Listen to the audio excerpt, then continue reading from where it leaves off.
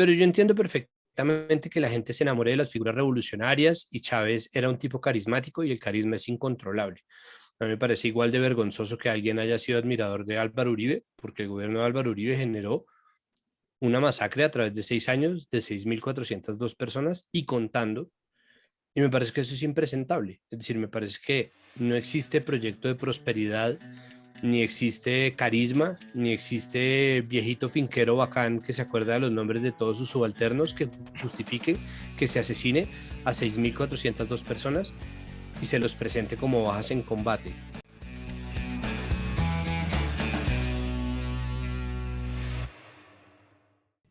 Bueno, y con eso le damos la bienvenida a Santiago Rivas. ¿Qué dice el gran Rivas? Tiempos de tiempos. Compañero, ¿cómo le va? Un gusto saludarlo en la distancia.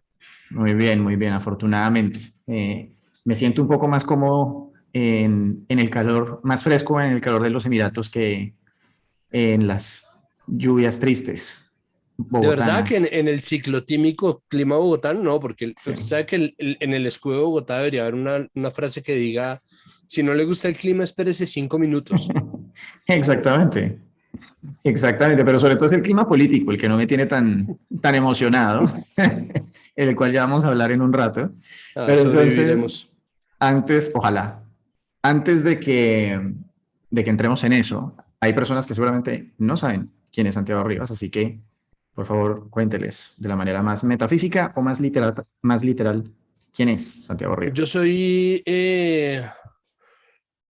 hijo de mis papás, hincha de Santa Fe, soy artista plástico sin cartón. Em, por casualidad fui a dar en los medios.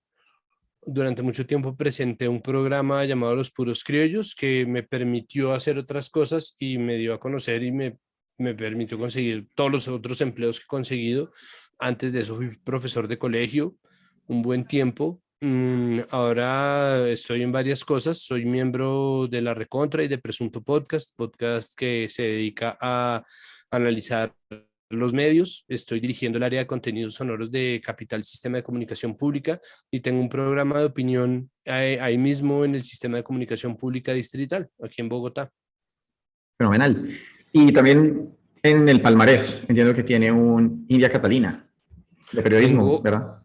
tengo 4 premios India Catalina como mejor presentador de entretenimiento y un premio Simón Bolívar por el Presunto Podcast en un capítulo que hicimos acerca de el cubrimiento de la migración venezolana. ¿Cómo fue la primera vez? O sea, ¿cómo funciona que uno le llegue un mail, no sé, la notificación de que ha sido por lo menos nominado a un India Catalina o que se lo ganó? ¿Cómo Uy, sucedió eso esa es vez? esa vaina es una locura.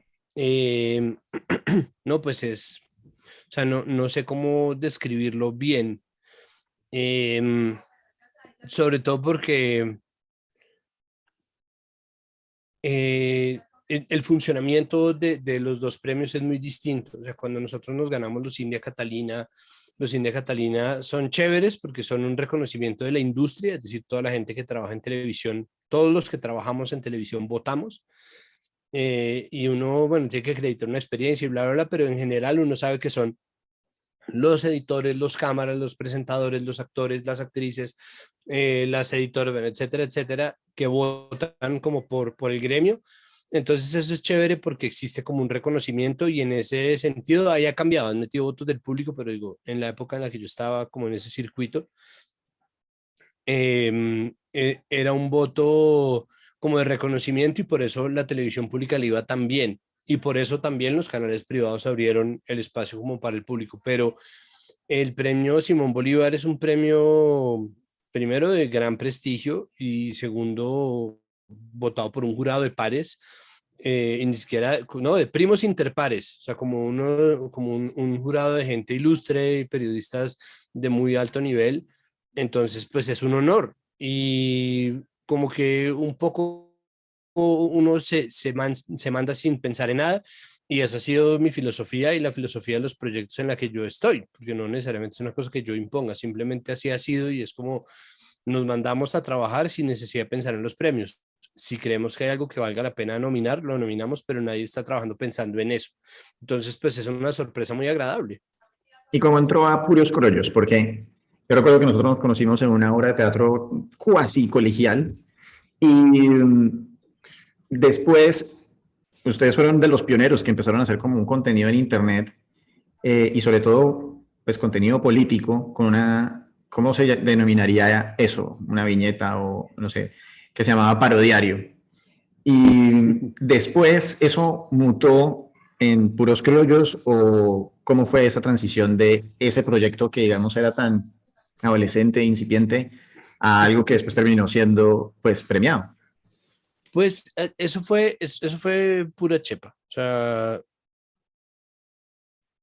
yo era profesor de colegio cuando mi mejor amiga, Clara Sofía Rieta, me llamó porque había, y esto es una fortuna que yo he tenido un par de veces más en la vida, había una plata sin proyecto, ¿no? Normalmente la gente tiene proyectos sin plata y tuvimos la suerte de que nos cayera encima una plata sin proyecto de alguien que estaba buscando un vehículo para promocionar los procesadores Core 2 Duo de Intel, esto era en 2006, um, y se lo han encargado a un director joven, artista visual, que era Simón Wilches, ahora gran amigo mío, y él estaba buscando por todos lados, trataron con celebridades, las celebridades no les copiaron, después de eso buscaron entonces por otros lados, hasta que finalmente Simón les dijo, déjenme, yo organizo, y empezamos a hacerlo, y Parodiario era de verdad un proyecto muy incipiente, pero me parece que había unas bases muy sólidas de guión, que era lo que finalmente era chévere, que tenía como un fundamento, porque es que nosotros lo hacíamos en la franja que iba desde la cama de Simón hasta la puerta del closet de Simón, colgábamos una tela verde y hacíamos todo ahí, pero antes de eso además lo hacíamos en un salón comunal, era un desastre, es decir, al comienzo el sonido funcionaba mal, no teníamos un micrófono suficientemente bueno, entonces después cuando lo adecuamos al cuarto todo empezó a salir mucho mejor y ahí como que dio un salto de calidad y aún así era una cosa muy pequeña, en ese momento ni siquiera YouTube era como la plataforma principal de Correcto. streaming del mundo, ¿no? Porque era ni siquiera propiedad de Google. Entonces nosotros decidimos, bueno, nosotros no, los que estaban haciendo la producción decidieron, eh, poner su propio streaming y su propio hosting, razón por la cual no están los 135 episodios montados en YouTube que debían. Están... muchísimas gracias. Perdóneme que estoy recibiendo un desayuno. Usted y yo estamos a tanta distancia que gracias, estamos en la mañana. Entonces, pasó con Parodiario lo que pasa en general con las platas sin proyecto. Y es que buscando qué ponerle o qué proyecto ponerle a esa plata, terminan consiguiendo algo que no se esperaban.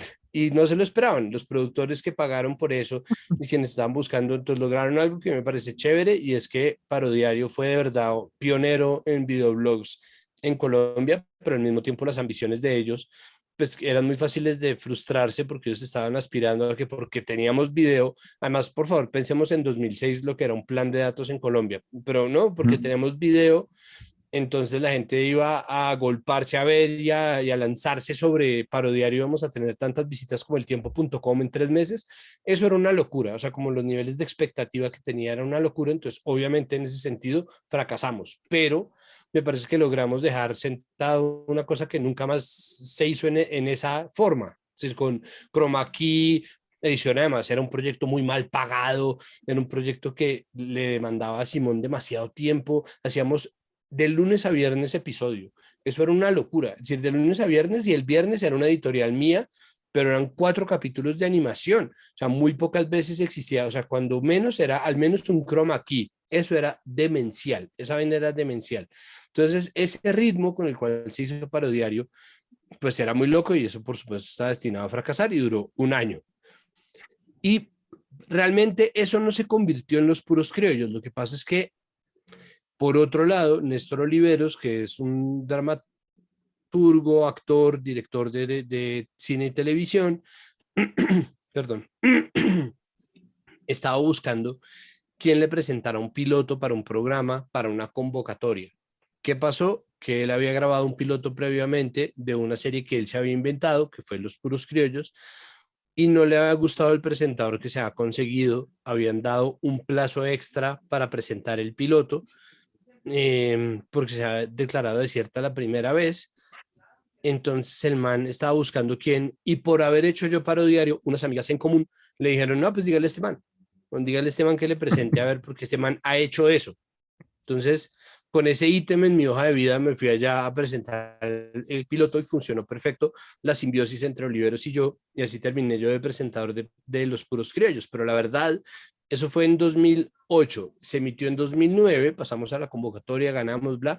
Esa primera temporada no la vio nadie. Si Señal Colombia como proyecto desde el final de En Revisión aquí en Colombia llevaba 5 años apenas, las audiencias eran mínimas. Y no existía tampoco como la consolidación, ¿no? Porque la persistencia obviamente va generando un crecimiento más o menos acelerado de la comunidad en torno a un medio de comunicación. Señal Colombia tenía un público mínimo. Eh, y fue hasta 2012, cuando salió la segunda temporada, que nos dimos a conocer en realidad, por varias razones. La primera es que emitíamos al mismo tiempo en pantalla abierta en YouTube. La segunda era que había Twitter, porque es que en 2009 Twitter Colombia eran 5 personas, 5 tequis como que estaban descubriendo las redes sociales. Eso aquí no era nada, no había proliferado. En cambio en 2012 ya era una cosa posicionada. Yo tenía una cuenta de Twitter, ¿no? Como Señal Colombia tenía una cuenta de Twitter, y teníamos además YouTube para promocionar. O sea, no tocaba mandar a la gente a ver televisión de inmediato, sino poner un link. Y además nos pusieron después de Don Chinche. Entonces Don Chinche era el ancla que nos jalaba a nosotros, porque gracias a eso la gente se quedaba con Los Puros Criollos y ahí nos dimos a conocer. Así fue que yo terminé de presentador de televisión. Es impresionante y me encanta ver de esta historia cómo literalmente la estrategia, digamos, de éxito que usted tuvo fue hacer algo que me gusta y decirle que sí a todo y darle y darle y darle y perfeccionar en el camino.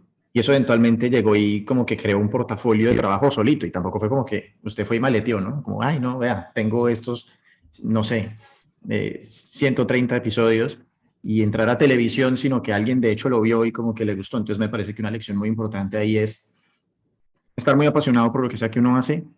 Y inclusive, o sea, esto era gratis, ¿no? Me imagino, cuando era parodiario. Cuando era parodiario era casi gratis, era muy mal pagado. Es Exacto, decir, exacto. en proporción a lo que pagaban, era. Sí, claro, la En ventaja era términos que no generales era un era amor al sueldo, arte. era totalmente amor al arte. Es decir, eso es una cosa que a mí me ha marcado la vida, y es la necesidad de estar haciendo muchas cosas al tiempo. No sé exactamente qué es, porque por un lado puede ser obviamente dispersión mental, por otro lado puede ser déficit de atención, por otro lado puede ser ego, y por otro lado puede ser simplemente que de verdad no me conformo con tener un empleo, o me cuesta mucho mantener una rutina si no tengo algo que me saque un poco de ahí. Y a veces termino vendiendo caro ese tiempo, porque es tiempo que yo debería utilizar para dormir, pero en general ha salido bien. Es decir, en general, gracias a eso, he logrado como enganchar muchos proyectos vocacionales y convertirlos en algo más, que es algo parecido a lo que me pasó en Presunto Podcast. Y es que gracias a Presunto yo empecé a engancharme en general, no solamente como hacedor de podcast, sino como consumidor asiduo y obsesivo de podcast. Y es mucho lo que, entre observar a Sara Trejo, la directora del podcast, que además es la directora de su propio emprendimiento, que es un estudio de producción que se llama Sillón Estudios, eh,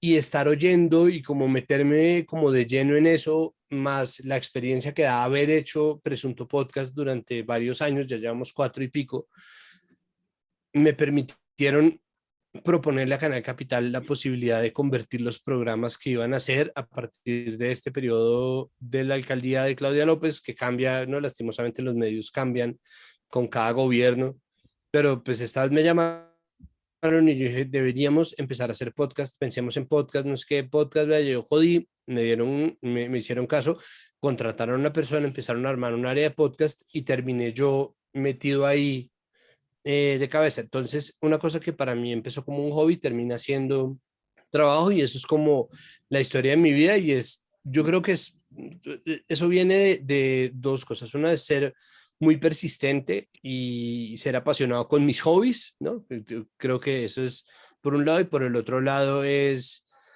eh, conocerme bien a mí mismo, como saber para qué sirvo, porque muchas veces también lo hice en la incertidumbre de haber estudiado artes y al mismo tiempo querer sostenerme solo, ¿no? Que son dos ambiciones que en Colombia sobre todo tienden a chocar y sin saber muy bien a qué se dedica uno cuando salió de artista plástico, porque pues no es como que uno viva del arte en general o como no es como, o sea, es muy difícil recibir de ahí un ingreso constante, pues me obligó a pensarme ¿qué más carajos me iba a poner a hacer? Entonces, claro, lo primero, sabiendo hablar en público, era ser profesor, obviamente, ¿no? Y ahí creo que empecé a enganchar una cosa con la otra, pero pues ahí por eso terminé haciendo tantas cositas, incluyendo, por ejemplo, poner música en fiestas. Y es que además, digamos como que esa pasión de hacer contenido por hacerlo, viene desde que era muy, muy, muy joven, porque usted era uno de los mejores amigos de uno de los mejores amigos de mi hermano. Y yo me acuerdo que alguna vez, pero estoy hablando, ahí sí como dicen los venezolanos, del año de la pera, en que yo no sé cuántos años debía tener yo debía tener como unos 10 9 años, algo así por el estilo. Y en esa época Los Caballeros del Zodiaco, que es un anime, estaba en furor en Colombia y yo amaba Los Caballeros del Zodiaco. Y mi hermano me dijo, tú tienes que ver unas como películas caseras que están haciendo Gonzo y Rivas, que son los Caballeros del Zodiaco colombianos, y entonces salían así como con una ruana y llegan y hacían como tamal, dame tu poder, o sea, yo no me acuerdo qué cosas puedan hacer, era muy chistoso. Entonces, una cosa que me encanta de la historia Qué suya bueno. es que literalmente toda la vida usted se estuvo prestando para hacer, pues sí, para mamar gallo. Pero lo que es interesante es que usted se conoce tan bien y sabe que es bueno mamando gallo, Ay, que pues ahora, hoy día, le pagan por eso, aunque no le pagan por mamar gallo, sino ahora está haciendo cosas muy, muy serias, en teoría. marica, yo me volví serio. He tratado de mantenerme obviamente mamando gallo y de tener espacios de desfogue, pero es cierto que yo he atravesado un proceso de enserialización, ¿cómo se llama? De enseriamiento, porque O pues de en gran, desbufonización. o de desbufonización, exacto, pues porque yo, eh, o sea, yo siempre he sido muy opinionated, como yo, eso sí ha sido también mi vida, y yo siempre he sido muy políticamente activo y muy políticamente inquieto, si no era un activista y si no he sido un activista, si era un estudioso como de las cosas que pasan y siempre he tenido como un criterio formado. em, y mucho de eso también existía y se conectaba con la forma en que hacíamos proyectos. Cuando Parodiar en realidad se transformó después en El Pequeño Tirano. El Pequeño Tirano era una serie de dibujos animados que hacíamos ya cuando había pasado la primera temporada de Los Puros Criollos, que venían haciendo Santiago Rocha, que se lo inventó, y Simón Wilches, el director de Parodiario, y yo me metí después y empezamos a hacerlo. Eso tuvo un relativo éxito, sacamos un DVD, alcanzamos a trabajar como en varias cosas, pero el éxito nos tragó vivos porque Simón se ganó como 4 becas y se fue a trabajar a Los Ángeles, o sea, se volvió un animador de peso. Mm, Rocha tenía una empresa y gracias a la visibilidad del Pequeño Tirano empezó a salirle un montón de trabajo, entonces vivía ocupado con eso. Gracias al Pequeño Tirano a mí me empezaron a salir un montón de vainas y justo ahí cayó Los Puros Criollos segunda temporada y no, como que eso nos llevó por delante. Y López, Diego López, que también estaba trabajando con nosotros en ese momento, le empezó a salir también un montón de trabajo, como ilustración, animación, dibujo de fondos para animación. Empezó a trabajar, yo no me acuerdo si estaba en una agencia o estaba en ese momento en Señal Colombia. El caso es que el Pequeño Tirano terminó desmembrándose por no ser nuestro proyecto central, pero, pero yo siempre tuve como una vida muy ligada a lo político, como una posición política muy, muy clara. Y eso persistió y persistió y terminó pasando una factura que no, de la cual no me arrepiento, y es que peleando contra la ley Mintic del gobierno Duque, salimos en la puya, hicimos como varias campañas, yo ya había salido en un par de videos de la puya, salimos haciendo esta vaina y por eso el gerente de RTBC decidió quitar los puros criollos, las repeticiones de la parrilla del canal.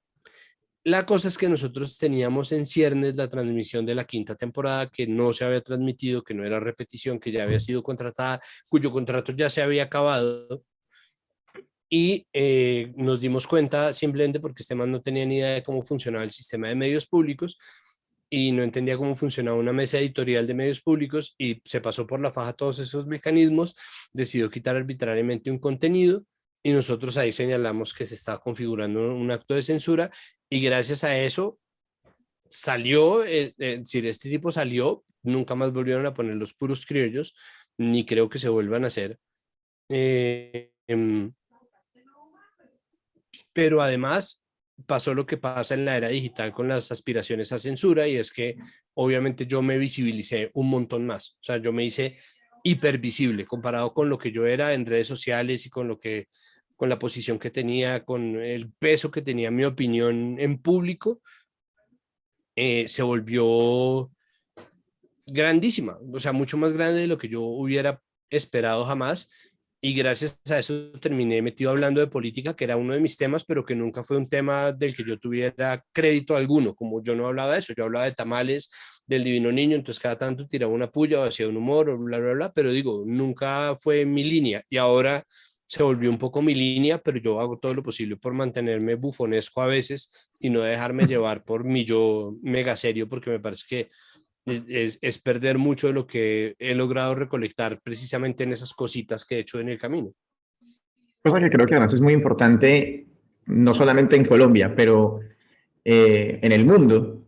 Siento que el sentido del humor, digamos, está cada día como en vía de extinción, en parte un poco por todo este tema como identitario y de que todo el mundo se siente víctima y que tienen que tener como en cuenta sus sentimientos por encima de cualquier cosa y que si alguien se siente mal hay que pedirle disculpas porque si no lo cancelan a uno. Y, y creo que sobre todo en un tema político, o sea, o en temas políticos en Colombia siempre ha sido, siempre ha faltado, ha hecho falta que haya una visión un poco como la que tiene, como la que tienen en Estados Unidos o en Inglaterra. O sea, uno cuando ve el stand-up comedy de gente como George Carlin, como Chris Rock, o sea, personas que a mí me parece que son de verdad unos comediantes de otro nivel. Sin, o sea, es que en Colombia no tenemos nada parecido y qué pena. Yo sé que hay gente que tiene un comediante en mente que es muy bueno, pero yo no lo comparto. A mí me parece que le falta muchísimo. Y precisamente porque hace falta como una, ¿cómo decirlo? Como que tenga una posición personal de la persona y del comediante y que utilice el humor para señalar las incongruencias de lo que está pasando, no solamente imitando lo que está sucediendo. Entonces, pues, qué mejor momento y qué mejor país para ser comediante que Colombia. Y pues afortunadamente se acabaron estas elecciones, ya finalmente acabaron. Y es momento de preguntarnos si ya podemos dejar de actuar como que nos gusta Rodolfo Hernández. A mí nunca me gustó ese señor. ¿No? Es decir, no, yo pienso con respecto a la corrección política que una cosa no necesariamente riñe con la otra. Es decir, yo entiendo que,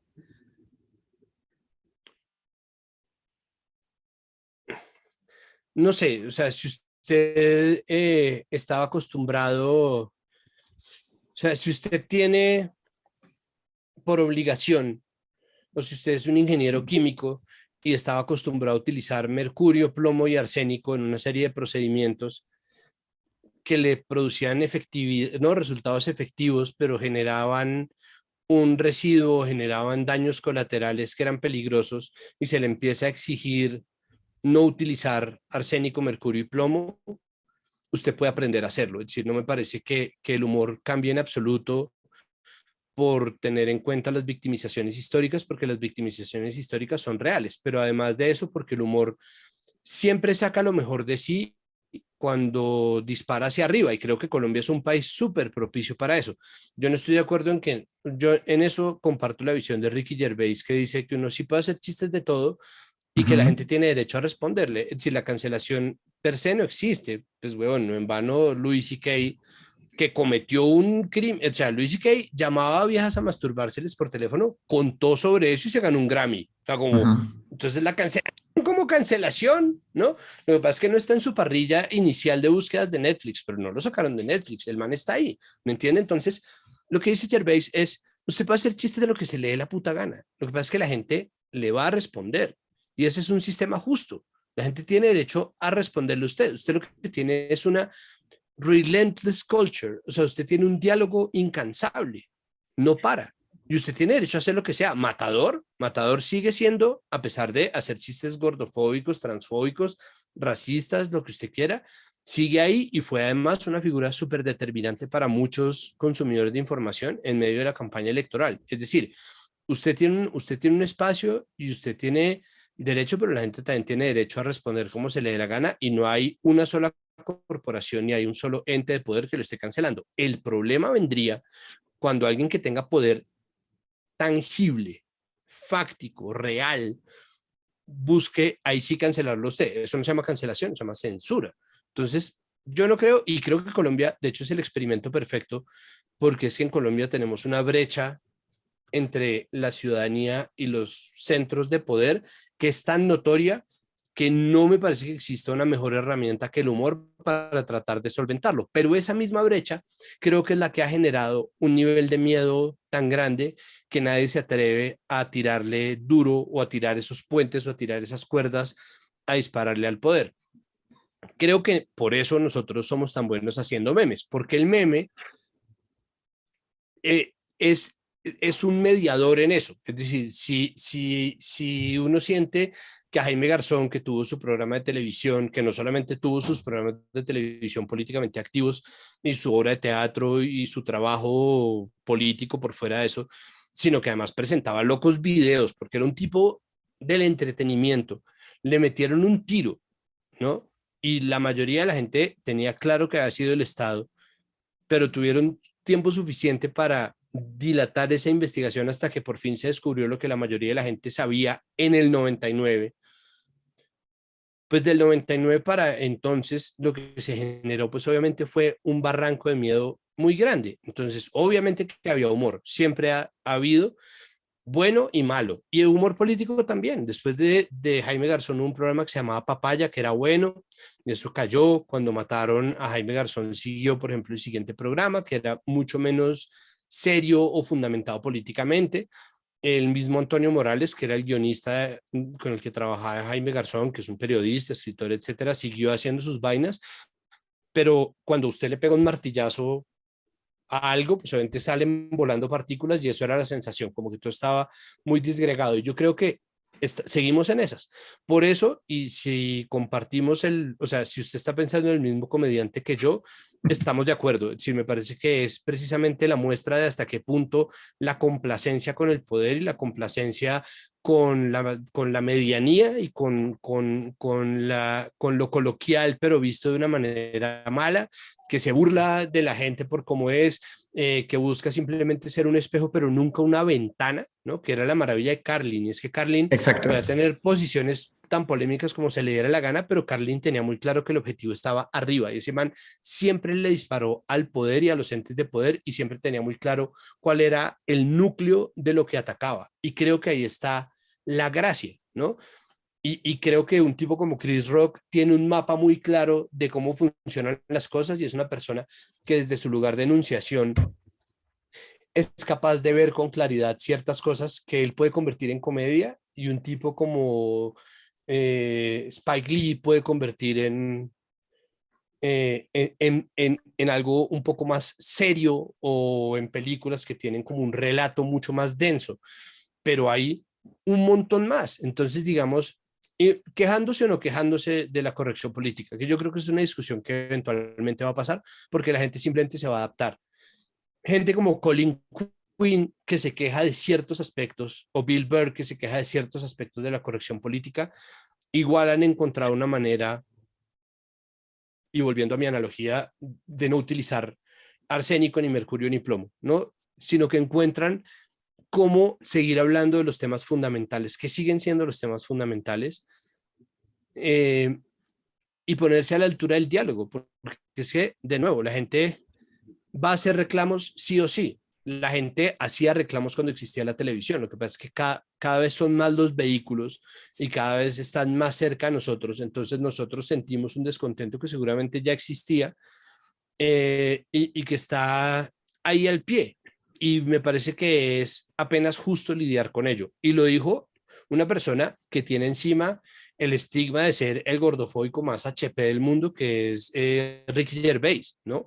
Y es una discusión en donde la gente todavía debate, por ejemplo, sobre si sí o si no Dave Chappelle es un transfóbico, ¿no? Y esas discusiones, es decir, eso existe precisamente porque estamos en un espacio en donde se puede deliberar, pero de ahí a negar victimizaciones históricas, me parece que estamos muy lejos.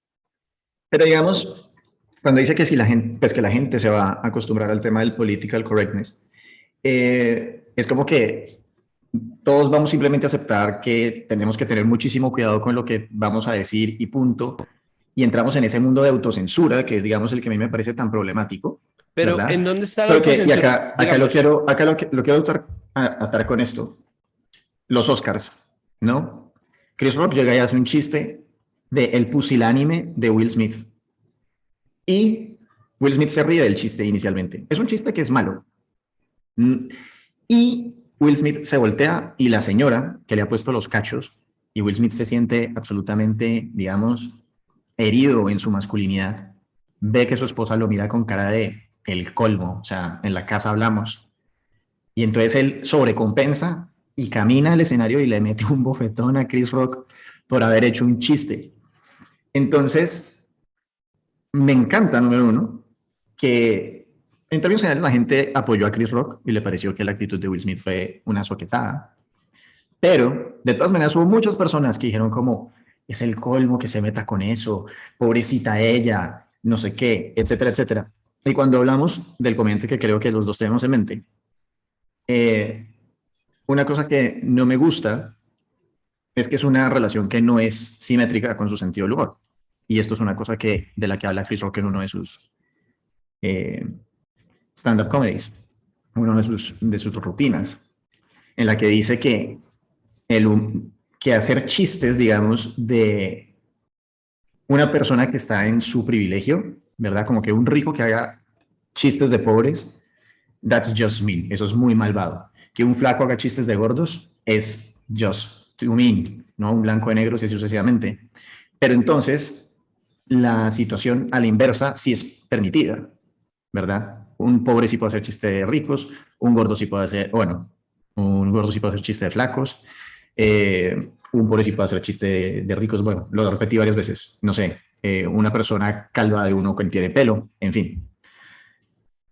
Ese es el pedazo en el que yo siento que ya la sociedad está llegando a un momento en el que dice, en Twitter o en cualquier cosa, piensa en un chiste, piensa en algún argumento y luego se abstiene, porque va a venir la turba a censurarlo y a callarlo y a hacerle la cacería de brujas.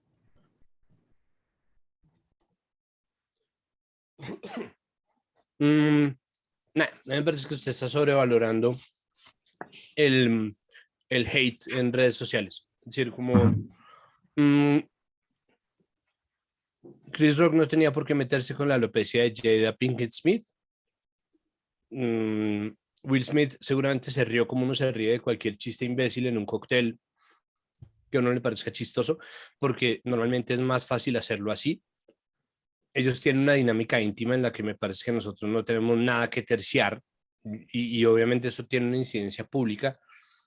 Lo que hace Will Smith es inaceptable, pero el chiste de Chris Rock es matón, incluso sobre el estándar de Chris Rock. Y todo eso es verdad al tiempo. O sea, no me parece que sea un problema simple y no me parece que sea un ejemplo que de un canon. O sea, a mí no me parece que uno, es decir, yo entiendo que nosotros tendemos a hacer jurisprudencia, si nosotros tendemos a resolver casos nuevos según casos viejos, pero me parece que hay que tomar con pinzas el carácter jurisprudencial del episodio de Chris Rock y Will Smith, porque obedece a 1000 cosas, ¿no? Uno es el instante mismo, el instante de la relación en el que está Will Smith, mmm, la tensión de la conversación, una cosa que está además en constante evolución, y eso yo creo que es lo otro, y es, yo digo que se va a adaptar porque es que siempre se adapta. Es decir, si usted y yo estuviéramos grabando esto hace 20 años, podríamos hacer, o no, seguramente estaríamos haciendo referencias o chistes mucho más machistas, mucho más racistas. ¿A usted le hace falta? Es decir, ¿usted extraña eso? Yo no. A mí me parece que no es necesario. Es decir, me parece que no es una cosa que sea necesaria. Yo creo que uno tiene que vigilar, y esa es la responsabilidad del creador, eh, que las armas que usa le lleguen a quien uno se las dispara. Y creo que lo que hace esta conversación sobre la corrección política, que no me parece que debiera llegar a extremos como el eufemismo, porque el eufemismo es más ofensivo que el ataque, que no tendría por qué dejarse llegar a eso. Es una discusión que se está teniendo de forma horizontal y que, como todas las conversaciones en el mundo, no ha terminado. Es decir, yo no creo que nosotros veamos ya el punto final de algo que nosotros mismos estamos tramitando, y muy seguramente en 2 generaciones la cosa será distinta. No sabemos si va a ser distinta de una manera pendular, es decir, que todo se vaya hasta el extremo de lo políticamente incorrecto, seguramente con la evolución de que todo el mundo sea políticamente incorrecto contra todo el mundo y se sienta que existe cierta justicia, o que me parece improbable que la medida del privilegio se invierta, porque también es mucha la autovictimización blanca de nos están quitando espacios, el racismo contra la gente blanca. Eso no existe, eso no existe. Eso no existe, y me parece que esos filtros, si se hace bien, y yo creo que si uno ve a Wanda Sykes, a David Cross, a Colin Quinn, incluso a tipos tan sumamente incorrectos como Bill Burr, eso ha evolucionado efectivamente. Si uno ve a un tipo como Neil Brennan, que era escritor del Chappelle Show, si uno ve a Key and Peele, si uno ve de verdad a un tipo como John Oliver, creo que no hay cero daño hecho. No hay no hay mácula en el sustrato del humor. Es decir, me parece al contrario que lo que se ha reducido es la metralla. Me parece que ahora se disparan armas de mayor precisión, y creo que eso ha afinado en una conversación constante con el público el producto final, y me parece que están saliendo cosas fantásticas, es decir, fantásticas. Y es como uno vivir en un planeta en donde todos los días puede ver a Seth Meyers, a Stephen Colbert y a Trevor Noah haciendo un monólogo sobre la política, cada uno con chistes distintos. Jimmy Kimmel también, ¿no? Y estamos hablando además, salvo por Trevor Noah, de hombres blancos estadounidenses que responden a la conversación de su generación y que siguen haciendo sátira política finísima a diario. Y esto no solamente es un impacto que se tiene en la persona de ellos, sino en la forma en que contratan sus mesas de escritura. Entonces, las mesas de escritura más diversas generan distintas miradas, y la diversidad de miradas ha enriquecido el humor. A mí no me parece que hayan dejado de ser agudos, ácidos. Hace poquito estaban hablando de Jon Stewart, y Jon Stewart obviamente seguro está, pues todo el mundo tiene en sus procesos creativos altas y bajas, pero no, como que se preguntaban qué pasa con Jon Stewart, ¿no? Que están por darle un premio al humor, pero que The Problem with Jon Stewart no es nada parecido a lo que era el Daily Show, ¿no? Que como un tipo que sacudió como el entorno de la televisión de la noche de Estados Unidos, ahora era un tipo como tan amilanado en gran parte por esas aspiraciones a la corrección. Pero me parece que esos son trámites que uno también tiene que pasar y que hacen parte de lo los procesos personales y que van a llegar a algún punto, como pasa como en las bandas de música. Entonces yo me acuerdo en los 90 cuando todo el mundo se absolutamente escandalizó y sufrió porque Metallica se cortó el pelo, ¿no? Es muy fácil defender la interfaz vieja. O sea, cuando uno está, cuando Facebook era importante, o cuando Facebook era como la red social principal, yo creo que lo siguen haciendo. Yo hace mucho tiempo no entro a Facebook, pero Facebook cambiaba de interfaz cada 4 meses más o menos. Entonces, uno, la primera semana los odiaba, le mentaba a la madre a Mark Zuckerberg, decía que este era un pobre hijo de puta, que cómo se le ocurría, que ¡ah! ¿No? Y era como, cambiaron de lado el botón de like, volvieron la tipografía más no sé qué, ocultaron tal cosa y pusieron un menú de opciones de no sé qué, y ahora entonces se ve distinto, y la gente se escandalizaba mal. Y Facebook era tendencia en Twitter porque la gente estaba como, ¡ah! ¡Devuélvame el Facebook anterior! Y tenían 3 meses para adaptarse, un mes para disfrutarlo y volvían y cambiaban la interfaz y ese proceso se repetía. Entonces es muy fácil mmm, sentir una perturbación en la comodidad como una victimización, pero me parece que nosotros tarde o temprano terminamos sacando el mayor provecho posible de las herramientas disponibles y no me parece que el humor se haya perdido en absoluto. Es decir, creo que nosotros tenemos ejemplos cada vez más diversos, mmm, cada vez más diversos, ¿no? La representación importa y dentro de la representación tenemos gente que es ácida y ruda, y es gente que es filosa y es gente que es irrespetuosa de verdad con el poder y que utiliza con absoluto descaro la comedia. Entonces yo no siento en ese sentido pesimismo por el futuro. Si yo al contrario siento que la crítica que tenía que dejar de ser un ejercicio de poder, ¿no? Y que tiene que seguir bajándose de ese nivel, mejora los sistemas. Entonces, claro, nosotros durante mucho tiempo necesitamos críticos de arte, todavía los necesitamos, pero necesitamos que los críticos de arte jalonen una conversación hacia el público, no solamente que le hablen a las galerías. Nosotros necesitamos una crítica de medios que le hable a los medios, pero que le hable a las audiencias constantemente. Y creo que esa mediación puede ser sumamente sana. Y entiendo también que cuando eso era simplemente un ejercicio de poder, es decir, cuando un crítico de cine podía joder una película o un crítico teatral, como pasa en Estados Unidos, donde tienen una industria del teatro, puede dañar el destino de una producción. Al mismo tiempo, existe una forma de ejercer la crítica o de crear un sistema que permite un diálogo constante y yo creo que eso mejora los productos, porque el crítico antes era parte del proceso de selección natural, ¿no? Y eso es lo otro. En este momento, por ejemplo, para hablar de cine y para hablar, incluso en comedia pasa lo mismo. Lo que pasa es que en Colombia estamos muy desequilibrados porque tenemos muy pocas producciones de alta calidad y muchísimas producciones de muy baja calidad, no porque no hagan reír, sino porque el sustrato de sus chistes es muy básico.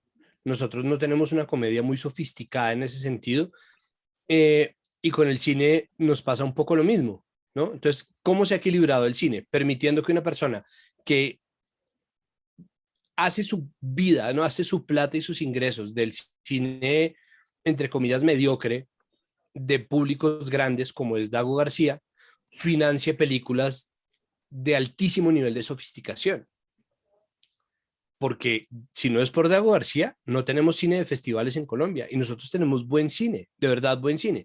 Entonces lo que nosotros no tenemos es la idea de una comedia o de una industria del entretenimiento o de una industria del humor como eso, como una red. Nosotros tenemos simplemente gente tratando de vender espacios para jalar público y por eso seguimos solamente con Sábados Felices, porque el problema no es que exista Sábados Felices, por mí que haya toda la vida Sábados Felices.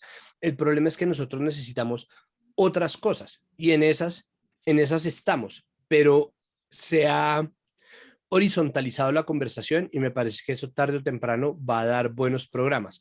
El problema es que la televisión empiece a confiar otra vez en sus productos de humor, que la televisión empiece a confiar otra vez en los espacios de sátira, porque mucho de eso, no, yo no me acuerdo quién decía, creo que fue Federico Gutiérrez, sí fue, que le decía, no, amor es presupuesto presupuesto, ¿no? Entonces, el amor es presupuesto. Hay una cosa, es que nosotros estamos desfinanciados.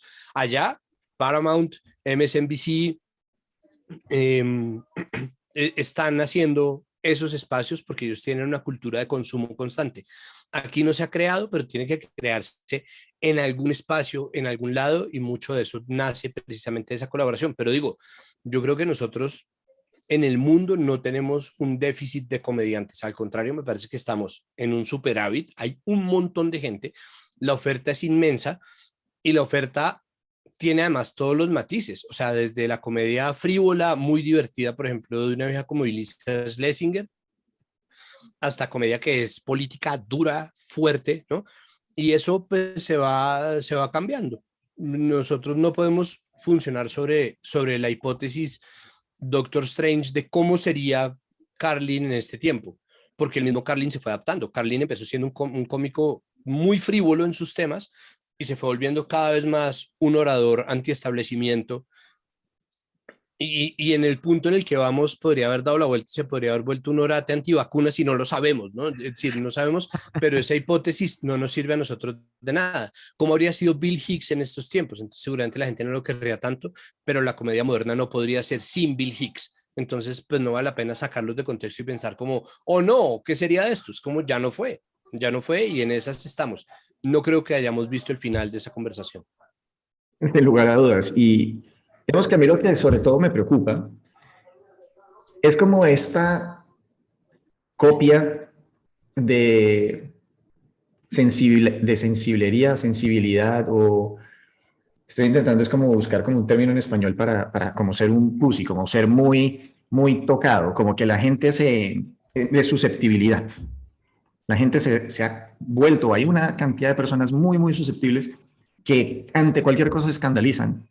Y esto lo quiero tratar un poco con el famoso tema de los petrovideos y, y también con el tema de Levi Rincón, que, o sea, una de las cosas que todo el tiempo dicen en redes sociales y que yo veo es como, es que uno no puede votar por la izquierda o por Petro, etcétera, porque es que son muy groseros, ¿no? El mismo Levi tiene ahí en su Twitter como, mis groserías no matan personas, pero el uribismo sí. Y quiero dejar más muy claro, por si acaso, que yo no soy izquierdista, pero yo de todas maneras soy un notiparaco.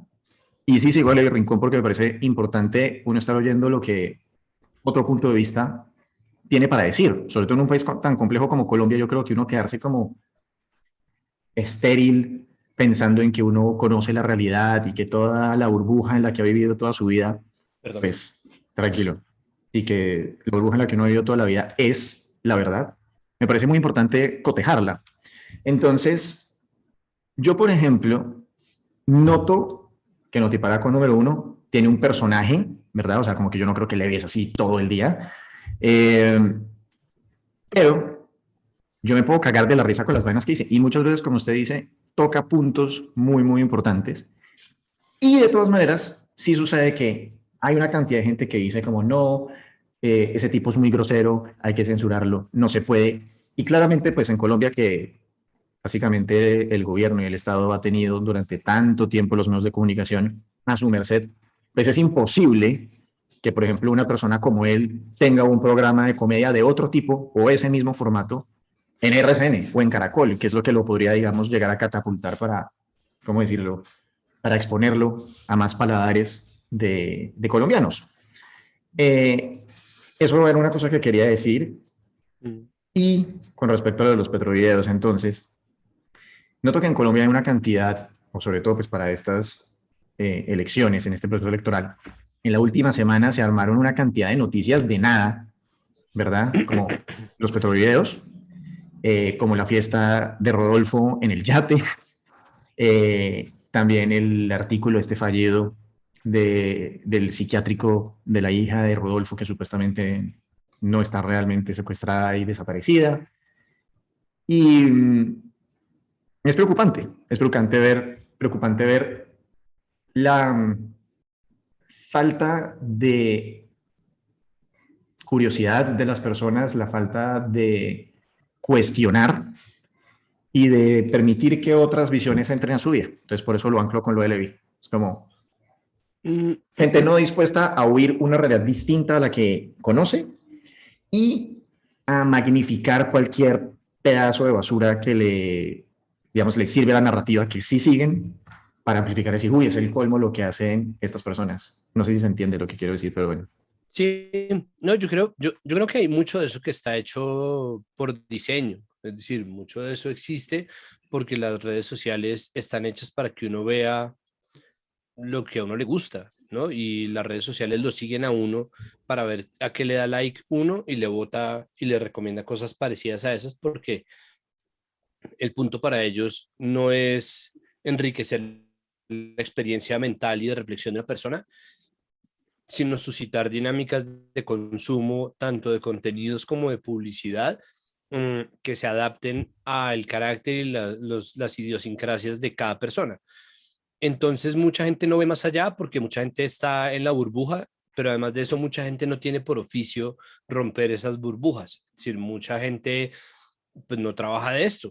Mucha gente no, yo tengo Twitter todavía porque a mí me divierte mucho discutir, pero me cansa mucho y yo la única razón por la cual, es un paso mental, pero la única razón por la cual yo lo mantengo es porque yo siento que es primero un productor de promoción para mí, es decir, me da un espacio donde publicitarme, pero además de eso porque siento que debo. O sea, yo siento que yo debo tener Twitter y mirar cómo se habla de eso, ver la dinamización del discurso y yo me pongo en la obligación de yo también romper mis propias burbujas, pero a mí me cansa la grosería de las personas.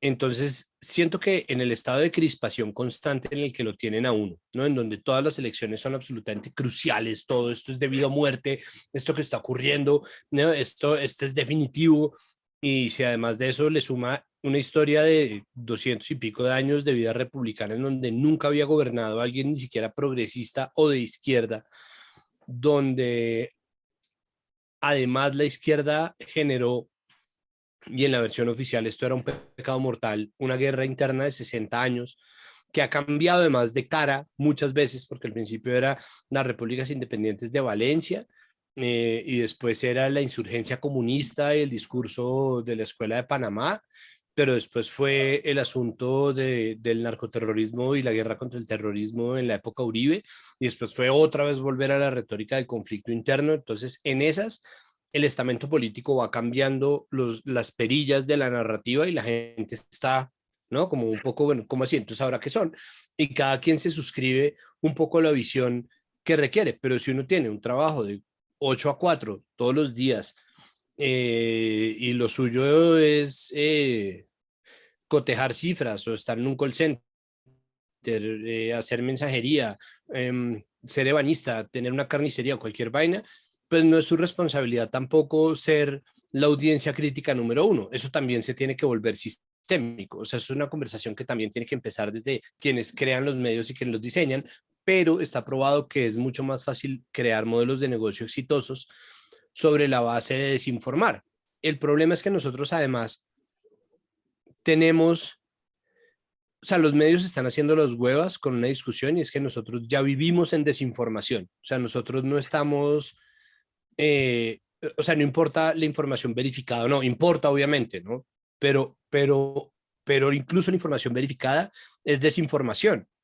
Y los petrovideos es perfecto para eso, porque estos manes, sin hacer ningún tipo de método periodístico, sin corroborar fuentes, sin preguntarle a nadie, dan por hechos que los solos videos editados son fuente suficiente, los ponen ahí, pero ellos saben que eso va a ser así. Generan un escándalo y lo que hacen es corroboración de fuentes en tiempo real. Cuando lo sacan, de inmediato todos los abogados, miembros del pacto histórico, bla, bla, bla, empiezan a tuitear y a poner, y Semana saca cientos de titulares sobre la misma noticia. En unos se desdice, en otros dice, quedan subidos ambos y a la gente le llega todo o parte de todo. Y volvemos al asunto de la metralla. Ellos hacen metralla así, entonces no a todas las personas les caen todas las partículas de metralla, sino que eso cae sectorizado. Y un poco el algoritmo del consumo de Google o de Google News o de Twitter hace que le lleguen a unos unas cosas y a otros otras, y eso se va haciendo. Si uno hace una exploración por semana, el hyperlinking es infinito. en el mismo tema. Y en los Petrovideos hay, ¿no? En la noticia en donde confirman que Roy Barreras les contó que Supergiros no los iba a financiar, que era lo que podía ser potencialmente una noticia de un escándalo real. No pasó nada. Que Supergiros les corroboró que eso no pasó nada, pero ellos no lo hicieron antes de publicar, sino post publicación, cuando la gente ya estaba. ¡Ah! Entonces, sacan eso, entonces dicen, lo sacamos, pero la gente no necesariamente lo está viendo.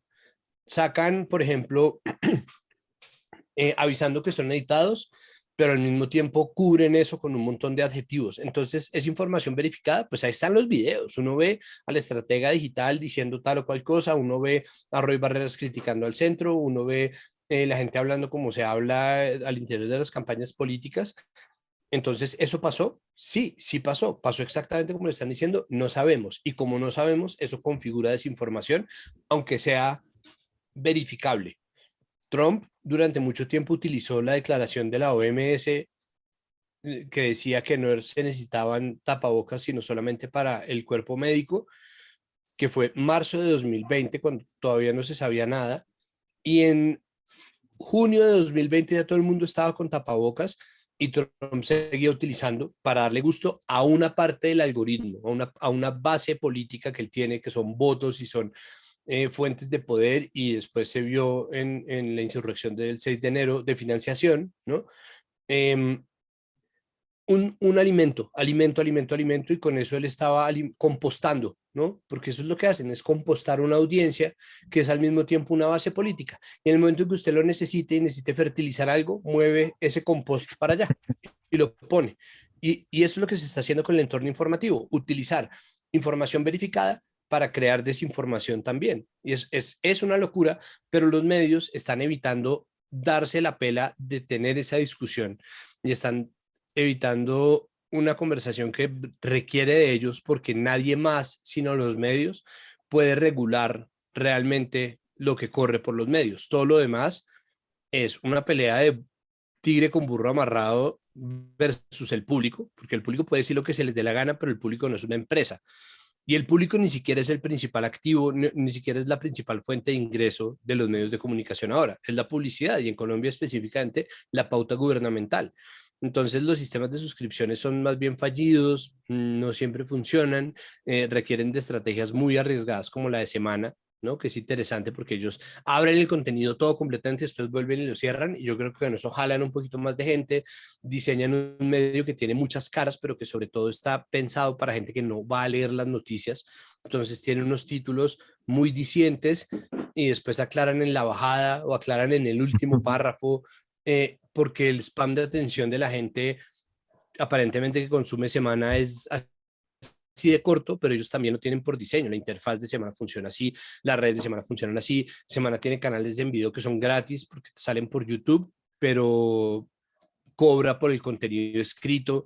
Y es qué tanta atención estás dispuesto a poner a las cosas que hay y cuánto más oferta resiste un mercado de demanda que hasta hace relativamente poco tenía todo gratis, ¿no? Entonces ahí está un poco la conversación de lo que pasa con la desinformación en Colombia. Es, marica, eh, aquí estamos volviendo a una especie de amarillismo, a ver quién jala más en medio de eso, y por eso Cambio termina jugándose a hacer Semana, ¿no? Y poniendo el video del yate, y entonces usted elige con qué se ofende. Y entonces ahí vuelve a lo mismo, gente que de haber visto, gente que dice que las declaraciones de Verónica Alcócer acerca de las periodistas que tienen que acostarse con alguien para ascender, que son sumamente injustas y que son victimizantes, que son machistas y todo lo que quiera, les parece que no es equiparable a la fiesta del viejito en el yate con las modelos en vestido de baño, entonces que es la mujer objetualizada, y es como, marica, de verdad si nos vamos a poner en esa discusión, no vamos a salir de ahí nunca, pero precisamente eso es lo que quisiera Semana, porque esa discusión es lo que facilita y favorece un modelo de negocio como el de ellos, que no pare nunca la El pelea, que no consumo. pare nunca el consumo, porque finalmente uno lo que hace es botarse links, como pues sí, pues mira este video en donde sale, no, pues así, pues mira este otro, y en esas lo que realmente podría ser escandaloso o peligroso termina ocultándose. Lo que es muy triste, además de eso último que acaba de decir, es que se abarata tanto el debate público con respecto a lo que pasa y que se cree, digamos, como un tejido social de reconciliación, por ponerlo de alguna manera, porque ahorita que estamos entrando a la Colombia humana y a la potencial reconciliación y todo este rollo y todos cogidos de la mano como un video de Michael Jackson, yo lo veo muy que complicado está, cuando, por supuesto, cuando, cancelado. cuando claramente las personas, como dijimos, están en una jaula de la que no van a salir con respecto a sus ideas. Porque a fin de cuentas esto va a necesitar de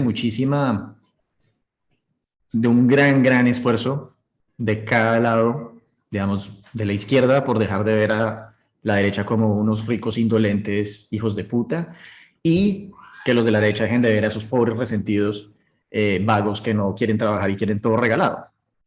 Tiene que empezar a ver como, creo yo, en en la vida de todas las personas, un mayor sosiego a las emociones. O sea, nosotros somos un país demasiado emocional. Es como Colombia pierde o empata con Paraguay, es como nos quedamos fuera del mundial, esto se acabó, es la peor vaina.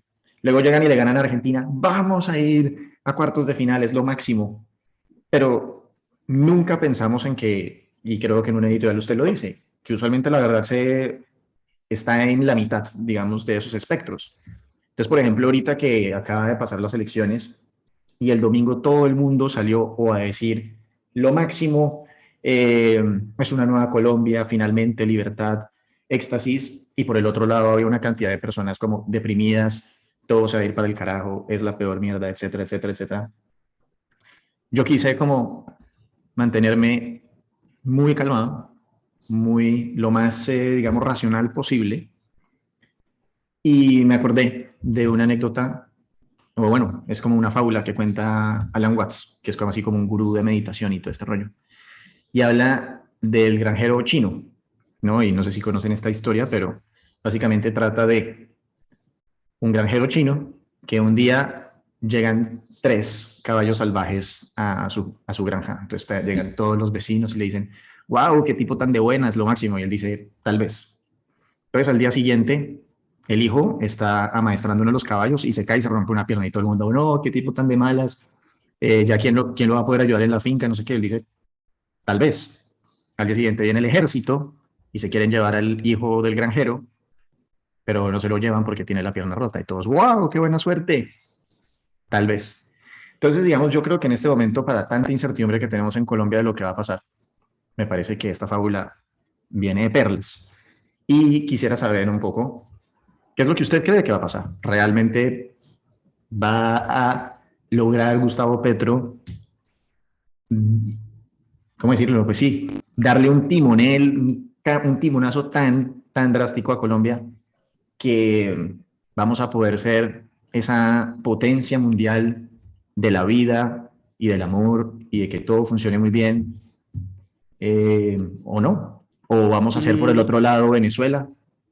no, eso es imposible. O sea, eso no va a pasar. No sé, hay varias cosas que yo quisiera decir. Lo primero es que Harari es muy claro en decir que eso no es una cosa, o sea, Harari no dice que sea no exclusivamente colombiana, pero Harari dice que sí es un descubrimiento relativamente reciente que las democracias liberales están apelando a las emociones de los votantes. O sea, eso es una cosa que pasa en todos lados y creo que el proceso estadounidense es un espejo perfecto de hasta qué punto quienes más se declaraban megacivilizados estaban simplemente cultivando un sedimento o estaban cultivando una negación que luego se los iba a tragar vivos, porque creo que ese es exactamente el proceso en el que ellos se encuentran.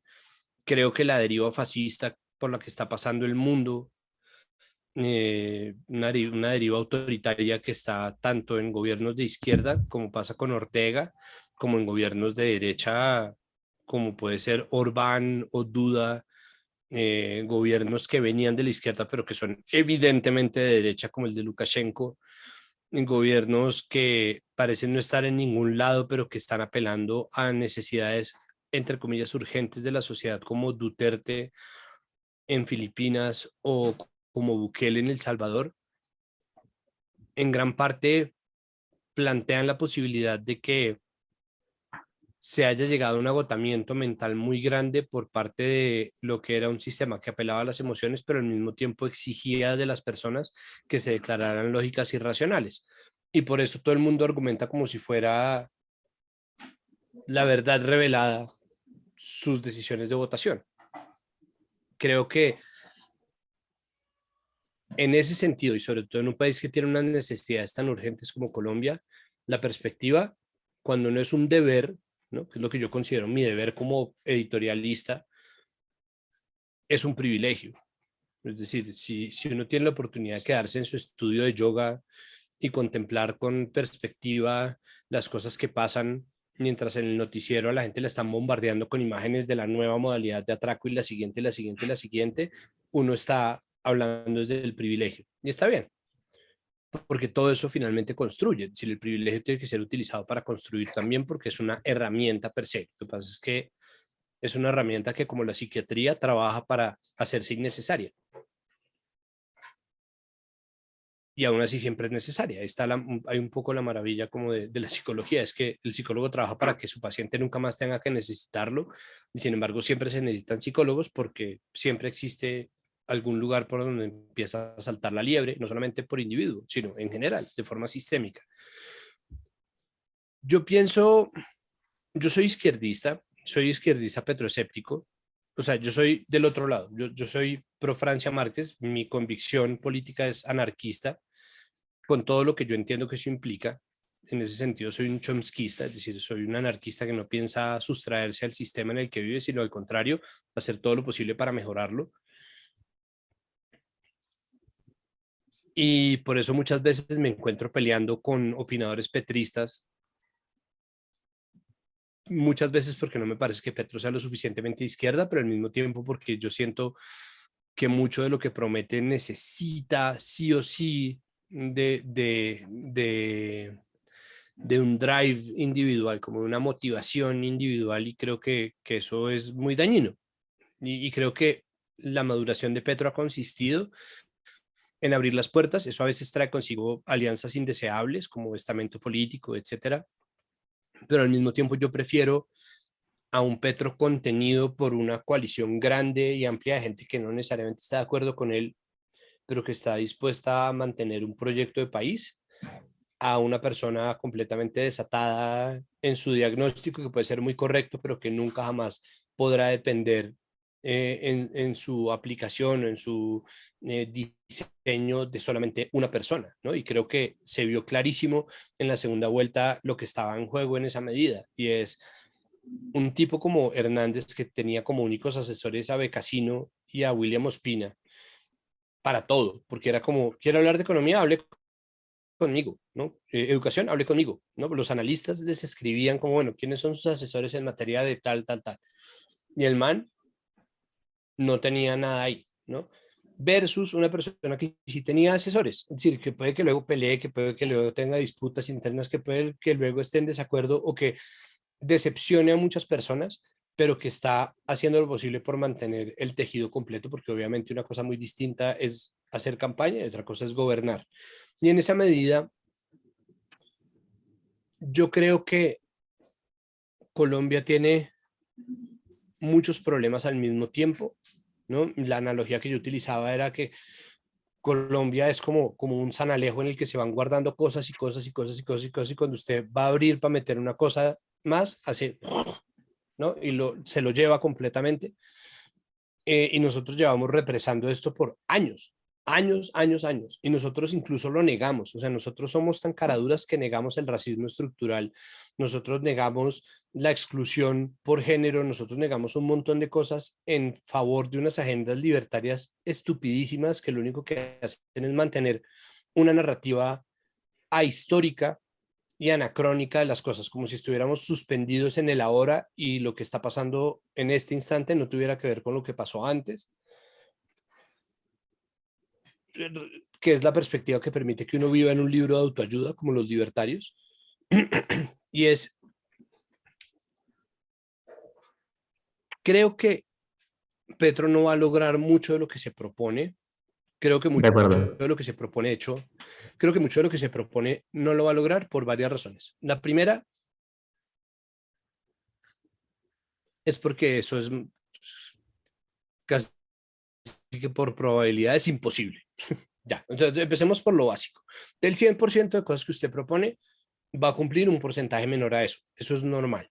Por otro lado, es el primer gobierno progresista o de izquierdas que ha tenido este país y tenemos un sistema que favorece un modelo, tanto que él llegó sin estar dispuesto a imponer de ninguna manera el socialismo. El M-19 nunca fue una guerrilla socialista, puede que Petro comparta las ideas del socialismo, qué sé yo, pero él mismo dijo, no tenemos cómo, o sea, tenemos que ponernos al día con ciertas cosas económicas que acaben con sistemas feudales. Nosotros tenemos todavía una economía basada en la posesión de la tierra y una historia de violencia y despojo enquistada por un conflicto armado interno y por unas élites ganaderas, pues no necesariamente ganaderas, pero sí latifundistas muy de vieja data que le dan demasiada importancia a la tierra y en ese sentido es importante resolver ese problema.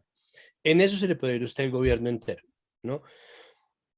Nosotros tenemos unos problemas de exclusión sistémica gigantescos que hacen que incluso el sistema de élites regionales replique los vicios del centralismo en detrimento de la gente. Entonces no es como decir, no es un progreso, porque esa mirada petersonesca me parece una estupidez, como, miren, en Buenaventura ya hay alcalde negro, es como, pues claro, huevón, tenía que ser eso así desde el comienzo, el problema no es ese, el problema es que el alcalde no sea parte del sistema de cleptocracia burocrática que tiene Colombia, sino que exista justicia verdadera.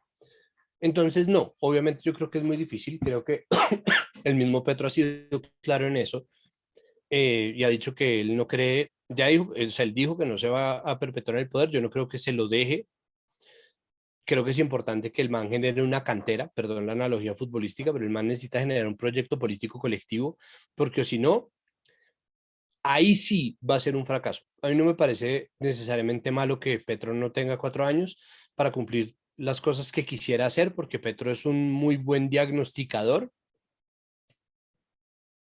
Um, pero creo que está entendiendo, al menos pareciera, y ojalá en esto tenga yo razón, parece que está entendiendo hasta qué punto necesita de un proyecto político colectivo. Y en esa medida, como su granjero chino, tal vez, ¿no? Tal vez, y solamente, y ahí sí, en lo que respecta a estar tomados de las manos y la potencia mundial de la vida. Marica, con que el ESMAD nunca más vuelva a sacarle el ojo a una persona, estamos avanzando millas, ¿no? Con que la policía nunca más vuelva a disparar indiscriminadamente contra población civil desarmada, que es lo mínimo, hijo de puta.